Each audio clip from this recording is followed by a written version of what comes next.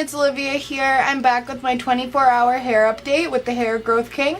As you can tell, there's already some growth here and it's already looking thicker, and I'm severely impressed with my results. I'll be back tomorrow with another update for you.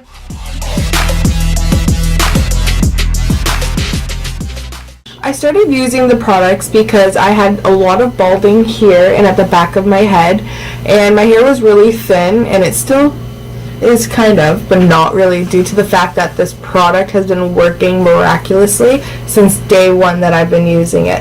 It's been a little over a week and I've seen so many results. As you can tell, all my hair is covered here. I have more baby hairs growing in and at the back of my hair here too, and it's gotten a lot thicker.